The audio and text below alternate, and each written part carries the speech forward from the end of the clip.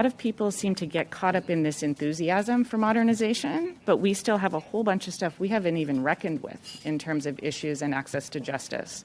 So I would just really like us to think about reducing the inherent enthusiasm for putting technology on top of and through everything in ways that are not thoughtful.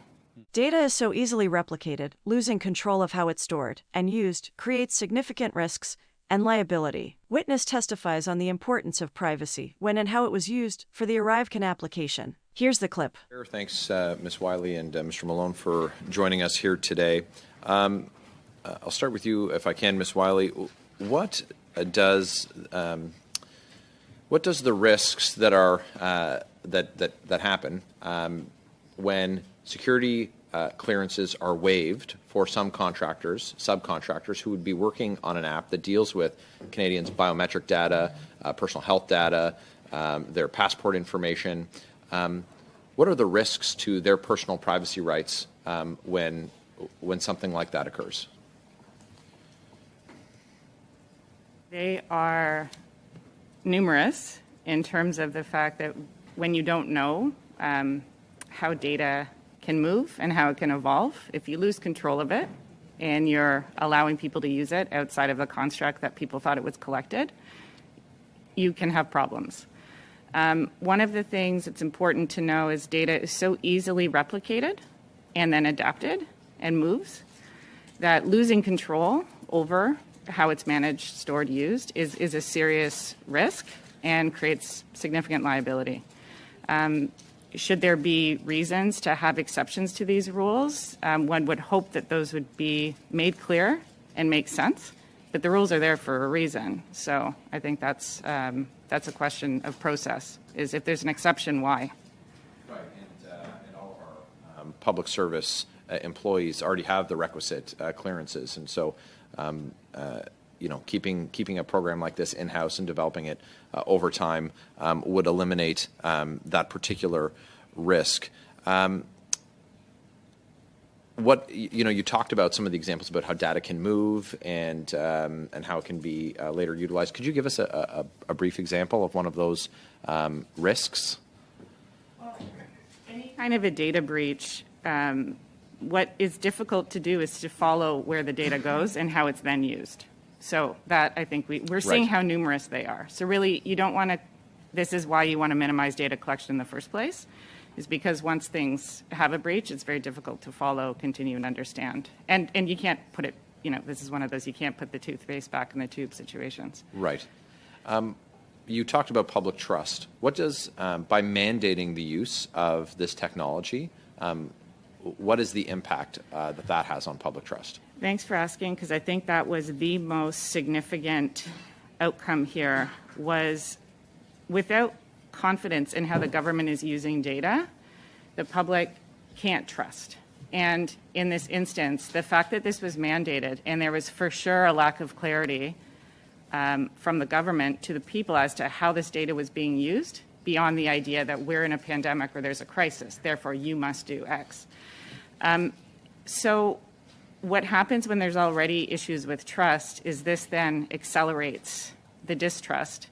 And this was so unnecessary because some people like this app. And if they like it and they feel comfortable using it and they can consent, perfect. If that's not someone, they need a great path to access the public service too. And that sort of failure to create that path, it just really inflamed distrust. And it was a very difficult point in time.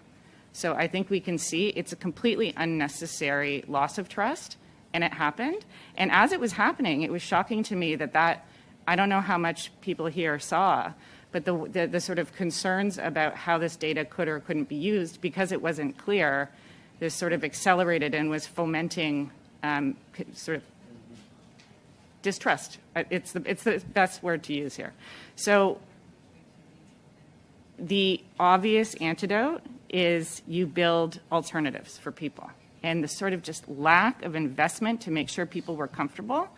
And to Matt's point earlier, if you want to get into good digital service delivery, you're going to get there by building trust and bringing people along with you. You don't force it.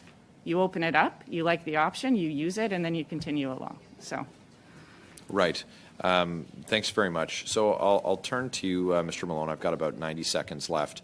With respect to the governance issues that you see with the execution, but also with the development of the app as well. So the government has in place many policies and directives that should guide the development, construction, and deployment of an app like Arrivecan. What's boggling in this instance is that it essentially threw out all of these well-developed policies, threw them out the window.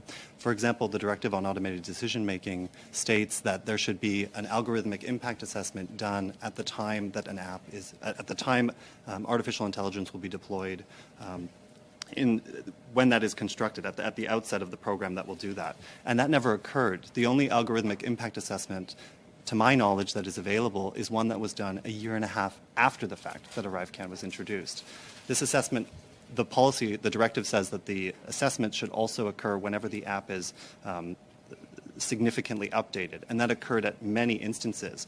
But rather than adhering to the government's own policies, it simply unveiled the developments in the App Store, and that's what got the government into trouble when it introduced advanced CBSA declaration into the iOS version of the app, because it was an update in June that caused the glitch. And to be clear, with respect to the assessment of potential impacts, you're talking about the potential impacts that it would have on the user, like mandatory, quarantine, effectively house arrest, with facing possible jail time or substantial monetary fines. That's the type of impact? No, not precisely. Very short answer, please, Mr. Mullen. The directive has risk mitigation items, and they're slightly different from that.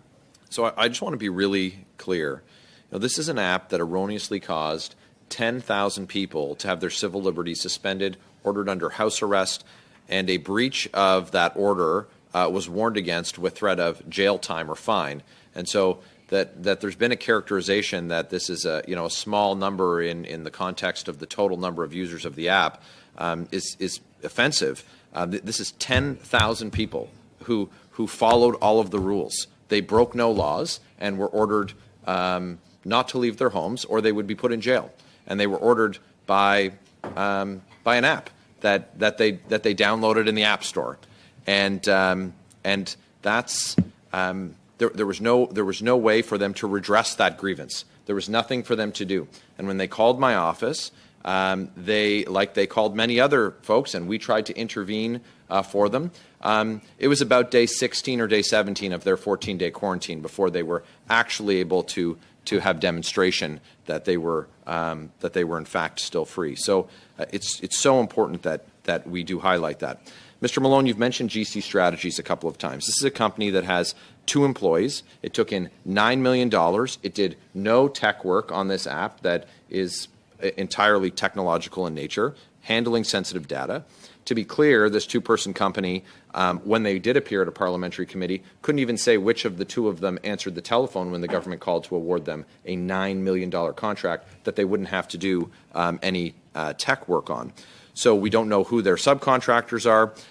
So there is a lack of transparency. I've used a lot of time here. You talked about skirting access to information laws and potentially lobbying rules. Are you able to expand on that a bit with the remaining time? Existing access to information request I referenced, which is 2018-00247. GC Strategies had very regular contact with the Chief Technology Officer of Canada. There's a reference in an email that they typically touch base once a quarter, and I can produce the records for the committee, which are essentially just pitches that they would pose as an intermediary company where a third-party technology company would provide services. So, for example, reforming the access to information's search function on the Open Canada website, they pitched a project to the Chief Technology Officer to do that. So as a starting point, I would like to get the correspondence and sort of the calendar meetings between those individuals. I think that's really important. There is a registration function for lobbyists, which I think probably should be the case for entities like this. And within the access to information system sort of manual itself, I think there should be clearly enunciated rules that subcontracts in these types of situations should be open. Thank you, Mr. Malone. Mr. Chair? Yes. During Mr. Malone's response, he offered documents. Is that something that we can have the clerk collect on at the end of the meeting? We can certainly have the clerk follow up with Mr. Malone on that. Okay, thank you. Mr. Baird. Ms. Khalid, you have 2.5 minutes, please. Thank you, Chair. Appreciate it. I'll start with Ms. Wiley. Ms. Wiley, have you used the Arrivecan app before? No. Mr. Malone, have you used the app? Yes, about 5 to 10 times. Thank you. Ms. Wiley, in your opening remarks, you had given a couple of recommendations. You had said that digital must be complemented with non-digital, and that public service should not be delivered through apps or web-based applications. Now, we, as the government, when it came to protecting the personal health data of Canadians, do you think that having electronic apps that processed 30 million submissions would be safer than having paper-based records?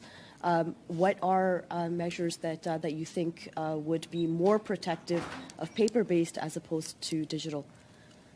So the digital, and this is good to get to complete a thought from earlier, web-based apps